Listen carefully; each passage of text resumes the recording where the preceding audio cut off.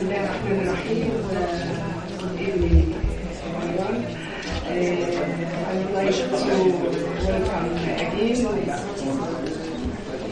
Alain Astier, and he will talk about the extended immune stability of monoclonal antibodies.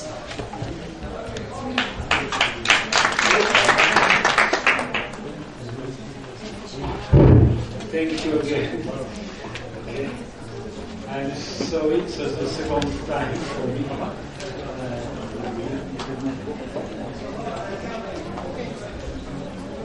Okay. I wish to speak maybe for a more scientific topics. Which is not exactly the extended stability, the same, but it's more the idea what about the stability of the monoclonal antibody in daily hospital situation we can have each day. You know that for hospital pharmacies in general, it's very important to have well-documented data about the stability of the injectable drugs in general. In practical situation, not only in theoretical situation, the particles of the drug formulation, reconstitution of higher-phase product, for example, antibiotics, like that, and or after deletions in the vehicles. Okay? And also in terms of concentration like that. But, unfortunately, these data in practical situations are seldom, if never available. Why? Because when you look the SPC, the manufacturer stability data after reconstitution of dilutions, we can find in the SPC is always quoted as stable for 8 hours, 24 hours, or 2 days. And if you keep that 4 degrees, look absolutely all the SPCs for all injectable drugs, we can find the same claims. Okay, but it's much for not care about for precaution principle because they consider the possible contamination of the drug during the preparations, and if you contaminate the drugs by bacteria during the preparation, you can expect that after 24 hours we have a proliferation and risk for the patient. Okay, but it's not a true stability data. It's only a principle of precaution. And this problem, I will explain. This problem is very important for monoclonal antibodies because, as explained before, the products are very expensive. Remember, the virus of ipilimumab tenfold the salary in France. I can imagine the number of fold the salary in Egypt. It's incredible. One virus, the price of the car. It's called virus. Okay?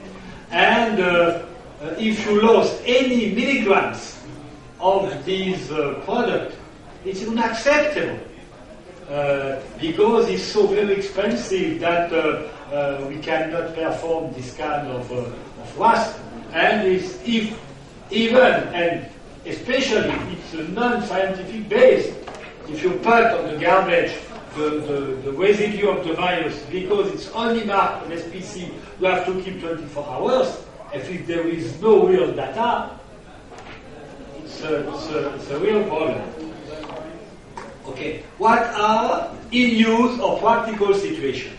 There is a lot of possibility we can experience each day in your hospitals. There is the temperature excursions, breaking the cold chains, the bad conservation practice in the wards, the syringe kept by the nerve for 24 hours in the sun, right? Okay. The need to have increased conservation. For example, if we prepare in advance the drugs, we need to have data about the real stability of the drug prepared.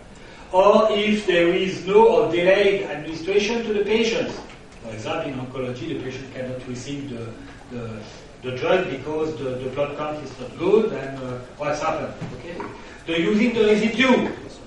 For example, I got a residue of my vials of ipilimumab. May I use it or not? What's happened if you need to perform dose bending? Standardized dose like that. And also what's happened during the preparation process in your hospitals.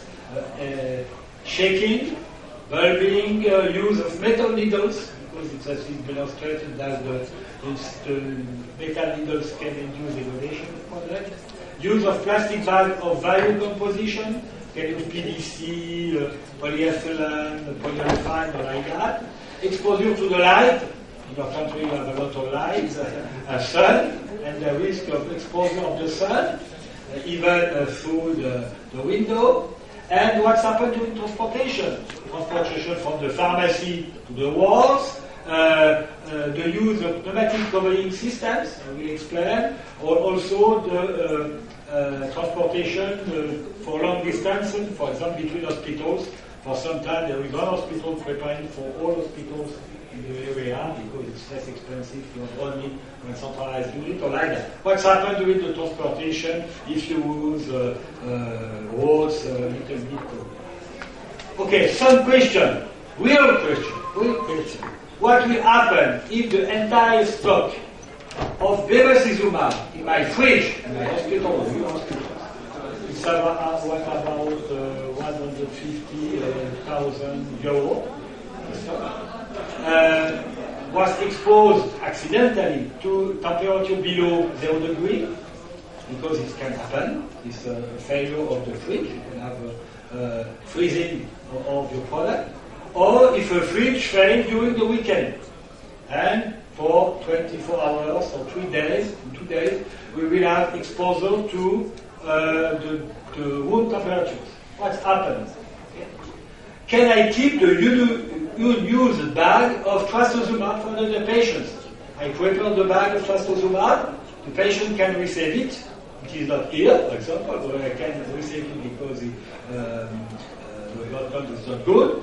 Then I keep to administration 2, 3, 4 days after, when the patient will be able to receive the product. Can I send the diluted trastuzumab bags by a pneumatic conveying systems? I will explain. And can carry it in the car in the very gravel road, like you can find in the country or like that. Okay? How long can I keep the residues of the opened ipilimumab bags? Okay? To be used for the patients. Remember the cost of 1 vial. And when I ask the question to the manufacturers, the response is the wooden tongue language is no answer, you have to keep only 24 hours at 4 degrees. For me, it's not satisfactory because if it's true, okay, but it is not true and not okay. Okay. What we need as the pharmacists to answer to these daily questions, very important question, for the safety of the product, for the cost of the product, for the practice, the daily practice. We need to have a lot of stability data in practical situations. Not only a single word or single sentence saying we have to keep only to 24 hours. It's not as a hospital pharmacist, I can use only this kind of information. And the in-use studies or studies in practical situations are generally as unrealized by the manufacturers or inaccessible. Why? Because the manufacturers are unaware of the needs we have in the hospitals. You can imagine they have this kind of problem. When you ask to the manufacturers saying this kind of answer, they are very, they open the eyes. Why do you have this kind of problem? Yes, I have this kind of problem. And this kind of study, extended stability study by the manufacturer, are not required by the authorities. Okay? And the manufacturer is not cannot perform these stability study without any problems. And moreover, it's not so interested in terms of model for the manufacturer, because if I put my vials of ipilimumab in the garbage, it's okay. It's good for the model machine work for the manufacturers. Okay, and there is a lot now of academic studies at the hospital levels and in general performed by hospital pharmacists. Chase spoke before about the role of the pharmacist in research, and one of the very important fields of research for hospital pharmacists are the stability study in practical situations. It's a very important area of research for pharmacists, I believe. What is the problem, especially the problem of therapeutic proteins? The name is biologics and molecular antibodies, but not only. It could be insulin, it could be filgrastim, erythropoietins, prolactin. What is the problem? You know that the structure of protein is complex, as is exposed before, and remember that the structure of protein is made by primary structure. This is the chain of the different amino acids with the specific orders. Okay? But also there is a folding of the molecules in the secondary structures. It can be, for example, sheet or alpha helix, the two main forms. The tertiary structure, it's a refolding of the secondary structures, which give the tertiary structure, which in general carries the activities, okay?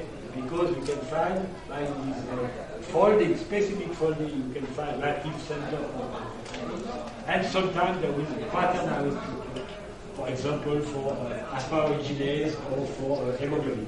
Okay?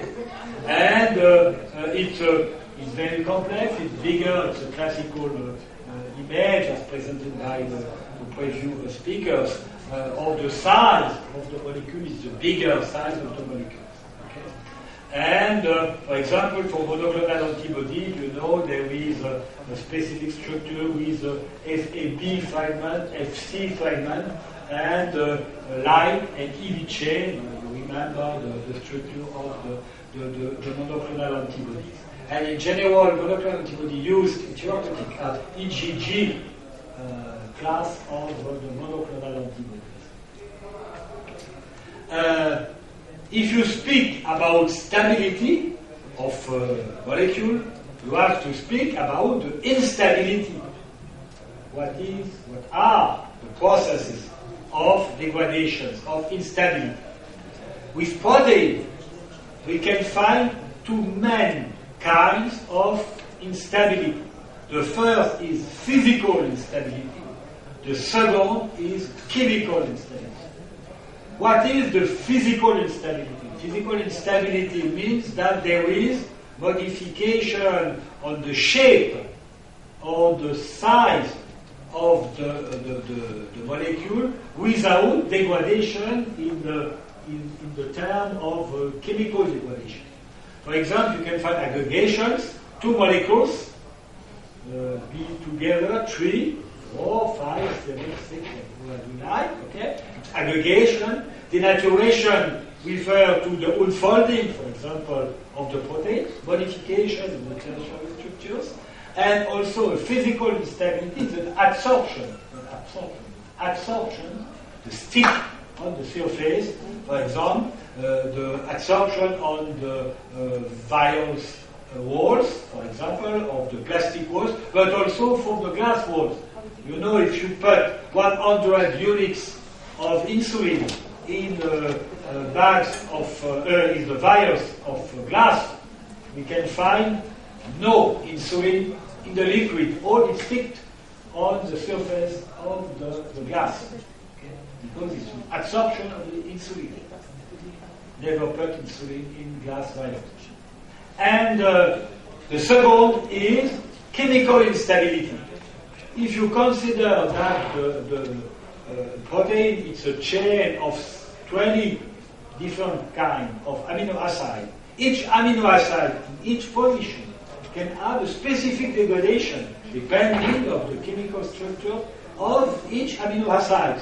The degradation of the tyrosine is not the degradation of tyrosine, of tryptophan, or leucine, or cysteine, or like that. It could be different. But we can find some general lines. The first is desamidation. Desamidation refers to the transformation of amide. Asparagine is amide. There is amide function. Remember your organic chemistry. And if you desamide, you lost the part of ammonia part, and you obtain an acid. Asparagine gives aspartate. Okay? The desamidation. And remember that asparagine is a neutral entity, aspartate is an acidic. Okay? Desamination change the isoelectric point of the molecules. Okay? And we can change the property of the molecule. We can also have disulfide bond linkage. Okay, because you remember that the structure of the protein are maintained tertiary by the bridge between two cysteines to form a cysteine bridge, and you can break the bridge, and if you break the bridge, the structure is too flexible. Okay? You lost the tertiary structure. You can have oxidations. Okay. For example, proline, it's a molecule that can be oxidized. Okay. Hydrolysis, the transform desamination is a form of hydrolysis. We can also observe isomerization, cross-linking, decarboxylation, because monoclonal antibodies are heteroproteins with a part of protein but also sugar. Okay? And very complex sugars or fucoid or like that. You can have deglycosylations and also other kind of reaction. The problem is that all of these reactions can occur simultaneously. Because in the part of the molecule you can observe desamination, and the part of oxidation, it's a little bit complicated. Very interesting, very complicated. Okay? I would like to speak, to focus on the aggregation of protein, because it's the principal physical instability process. It's a non-classical degradation. It's not degradation in the sense of chemical degradation. But you have to remember, it's very important, that for the protein aggregation, it's a general response of the proteins to any kind of stress. Mechanical or thermal stress. Okay? The first answer of the protein submitted to any stress is aggregation. It's very interesting because it means that if you can detect very quickly and very early any sign of aggregation, we can have a good idea about the beginning of the degradation of the protein. It's very interesting. And in general, it's underestimated. It's only recently it has been pushed on the front. And we can have soluble aggregates. It means that at the naked eyes you can see nothing. Okay? Soluble. The size of the aggregate is under and 1 micron. Okay? Or also insoluble. It means that it's several dozens of microns, and you can see small particles when you look at the naked face. Okay? And the origins of this kind of degradation, this kind of aggregation, is mainly due to mechanical stress. The first is shaking or stirring. If you mix like that, there is a risk of aggregation. Okay? Sharing is mean, for example, if you use a syringe as needle and you put chuck very rapidly to mix, there is a very strong mechanical aggregation inside the needles, and very strong mechanical forces, and also